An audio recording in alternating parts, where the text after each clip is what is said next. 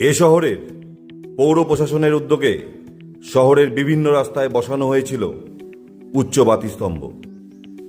আর সেই উচ্চ বাতিস্তম্ভকে কেন্দ্র করেই দুর্নীতির খবরের শিরোনামে উঠে এসেছিল আমার শহর।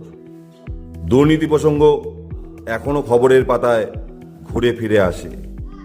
দুর্নীতি প্রসঙ্গে পথ হারাতে হয়েছে আমার শহরের তথা রাজ্যের শাসক দলের দৌর্দণ্ড প্রতাপ নেতাকে। আর আজ আমার শহর দেখল কোটি টাকা ব্যয়ে উচ্চ বাতিস্তম্ভের স্থান হয়েছে নর্দমায়। এখানেই আমার শহরের প্রশ্ন, আর কত রঙ্গ তামাশা দেখতে হবে মাল শহরবাসীকে? প্রশ্নটা রাখলাম আপনাদেরই কাছে।